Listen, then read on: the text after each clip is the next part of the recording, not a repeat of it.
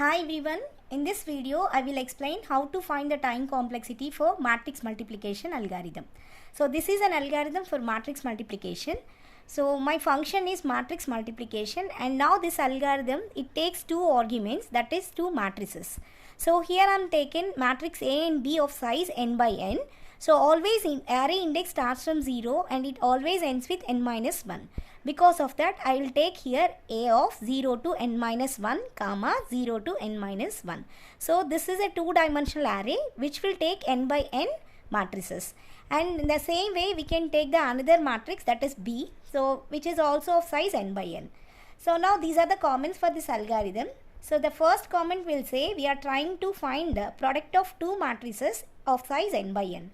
So now the input is you have to provide two n by n matrices A and B, and output it can be generated in your third matrix C by producting of these two matrices. So now this is an algorithm for finding the matrix multiplication. So in general, how the matrix multiplication is done? So simply we are taking two matrices of size n by n, and then we can multiply the first matrix row with the second matrix column. So now we'll see how to implement the logic in your algorithm. So for that you can take three for loops. So the first for loop will start from 0 to n minus 1, it will run, and the internal loop j is also starts from 0 and it ends with n minus 1. So we have to initialize your third array C of ij to 0, and after that you can run your internal loop for k equals to 0 to n minus 1, and this is a logic for matrix multiplication. So simply you can do this logic, C of ij equals to C of ij plus A of ik multiplied with B of kj. So now we are finding this k, it will be of an internal loop. So now I'll show you how this algorithm will work with an example. Suppose my arrays A and B are of n by n matrices, that is I taken here my n is 2. So for simply understanding, I'll start with a small matrix size. So my n is 2 here, so my A and B matrices of size 2 by 2. My first matrix will consisting the elements 1, 2, 3, 4, and my second matrix B will consisting the elements 3, 4 and 5, 6. So now the first row of matrix A is multiplied with the first column of the matrix B, and then the first row of my matrix is multiplied with second column of the matrix B, and that will form the first row. Okay, so now we'll see how this will be running by using this algorithm. So initially your for loop will say your I value is 0, and now 0 is less than 2, yes, the condition is true, right? So 0 is less than 2 because here my n value is 2, right? So now here n minus 1 is nothing but 2 minus 1, it is becomes to 1. So 0 less than 1 condition is becomes true. Now it come inside. So what is your j initial value? It is also 0. So now 0 and n minus 1 is 1 also here because my n size is 2. So 2 minus 1 is 1. So 0 is less than 1. Yes, the condition is true. Now it come inside. So what it will do? It will initialize your C of ij. What is your C of ij position here?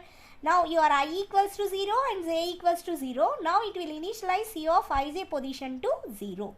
So that will happen on this step. And after that it will take your k loop. So your k is also starts from 0. So now this 0 is also less than 1. The condition is true. It will try to apply this logic. So your C of ij equals to, in this iteration, C of 0, 0 equals to. So here we initialize C of ij with 0. So now that value you can take here. And after that, now your formula will say you can take A of ik. So what is your I now here? It is 0. And what is your k? It is also 0. So in that it will take A of 0, 0 elements. Right? So before I just continue this explanation, I want to show you how the indexes of the matrices it can be taken. So for arrays, always the index starts from 0. So now you can take your row is 0, 1 and your column is also 0, 1. So how you can represent this element? This can be represented by taking these two indexes like row index and column index. So now the first element will be taken as 0, 0 and this element will be taken as 0, 1, like that. 1 0 1 1. So I think you can understand how this index for matrix can be represented. Now come with this step. So now A of ik. So your logic will say you can take A of ik. So your I is 0 and k is also 0 here. So it will take A of 0, 0 element. So now it is 1. So now it will take 1. And after that, now you are doing multiplication. So it is multiplied with. So what your B matrix will say? You can take B of kj. So what is your k? It is 0. And j is also 0 in this iteration. So by that it will take B of 0, 0 element. So that is 1 multiplied with 3. So this will happens if your I and j and k r becomes to zeros. So now it is multiplied, 0 plus 3 it becomes 3. And after that your internal loop k is get increments. Now k is becomes to 1. So 1 less than or equals to 1. The condition is true. So now what's happening? So it will take means, see here in this iteration your k is becomes to 1 and your ij will be in a same position because you are at internal loop. So this loop will get increments. After this loop will exit. Right? In meanwhile it will be run in your internal loop only. So now your k gets increment, it will becomes 1. So now you can apply the same logic here. So C of ij at 0, 0 position now it will be. So it will take the previous of C of ij is 3 and that value can be taken here plus.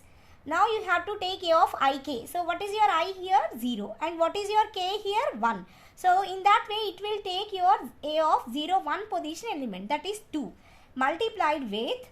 So now you can take your B matrix. So B of kj. So k is 1 here and j is 0 here. So 1, 0. So B of 1, 0 position, that is this element. So now it will multiply 2 multiplied with 5 and it is added to your internal addition.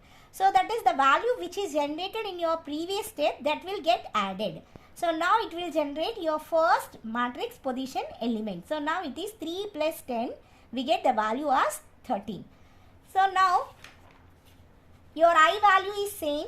And here see your k now it becomes again it increments and now it becomes 2. 2 less than or equals to, the condition is failed because 2 less than or equals to 2 is not. Right? So that's why the internal loop is exited. It come to the outside of the loop. So the outside of k loop is j. So now your j value is get increments. So remember your I is not incremented in this step. Right? So now see your I is 0 and your j value is 1 only and your k again starts because now you are at this loop. So again it will initialize A of ij positions, that is C of 0, 1 position elements to 0. So that will happen here. So now what's happening? It will initialize C of 0, 1 position element to 0. And after that it will try to find the value after multiplication of these two matrices. So now 0 plus A of ik. So what is A of ik? I is 0 and k is 0. So in that way it will take 0, 0 position element, that is 1. So now it will take value as 1. And after that it will take B of kj position. So B of kj is nothing but your 0 and 1 position element in your matrix B. In that way it will take 0, 1 position element, that is 4. So 1 and 4 get multiplied. Now you get 0 plus 4 equals to 4. So this value it will be available in your C of 0, 1 position. So now what is your C of 0, 1? It is 4. And after that your k value is get increments. So now it becomes to 1. So now k is 1. Your ij values are not changed here. So now I is 0 and j is 1 only. So now this is C of ij because you have to add C of ij with A of ik multiplied with B of kj. So then what's happening? See here. So the previous my C of ij value is 4. I'll take in this plus C of 0, 1 position element I need to take because I is 0 and k is here 1. So now when k is becomes to 1, it will take 0, 1 position of my element from A. So now 2 multiplied with B of kj. So what is B of kj? So k equals to 1 here and j is also 1 here. So now it will take B of 1, 1 position elements. So that it will multiply with this element. So in this way the 1 is multiplied with 4 and 2 is multiplied with 6 and the internal multiplications will be added by using this formula. So you can repeat for finding C of 1 0 position element and then C of 1 1 position elements in a same way. After that, after finding all the matrices elements, after product of two matrices, you get your result C equals to 13, 16, 49 and 56. So these will gives the position of your matrix C. So now C, the first element of your matrix C is 0 0th element is 13 and 0 1 position element is 16. So like that you have the result of C here. So now we are trying to find the time complexity of this matrix multiplication. Simply you can use a formula. So matrix multiplication, here the basic operation is multiplication and then you are taking n values. So now this is m of n. So this is a time required to multiply two matrices. So what are the steps you can take for finding the time efficiency of any algorithm? So first thing you have to consider the size of your algorithm. So that is you can find the n size of your algorithm. In second step, you have to find out the basic operations we need to performing in your algorithm. So third step, we have to find whether your time is depends only on your basic operation or else it will take any other parameters to consider in your algorithm for computing the time complexity. So depends on that, you have to find the best case, worst case and average case time complexities for any algorithm. In fourth step, you have to forming a summation by your algorithm. So for this algorithm, this is a summation we'll make, depends on our for loops. Okay, so I'll show you that. See here in this algorithm, we are taking 3 for loops and each and every for loop will run from 0 to n minus 1. See, I is run from 0 to n minus 1, j is also run from 0 to n minus 1 and k is also run from 0 to n minus 1. Here in this matrix multiplication, the basic operation is multiplication. So, and then we are performing the internal addition. Remember, in computer terminology, the matrix multiplication of anything is computed in terms of additions. So we can simply say in matrix multiplication, the basic operation is the addition operation. So now you can take the summation. So how you can take, this is your lower bound and this is your upper bound. So your lower bound will say that I starts from 0 and the upper bound is n minus 1. Means your I loop will start 0 to and it will run up to n minus 1. Like that you can take for j and you can take for k also. And how many basic operations you are performing in this algorithm? We are performing only one basic operation. So here it will take 1. So now you can simplify these summations. So now you can take 1 to n. Suppose if you are trying to summing of 1 to n, right? So simply this summation can be replaced by n. And this is also summing of 0 to n elements. So simply you can take this is n, right? So see here. In this step, this summation I just removed and in place of that I can take my value as n. And after that I have this summation from I0 to n minus 1. So now I'll take this is also n. So now it becomes to n square multiplied with n. The time complexity of multiplication is n cube. So simply you can take this is theta of n cube. So this is the time complexity of matrix multiplication.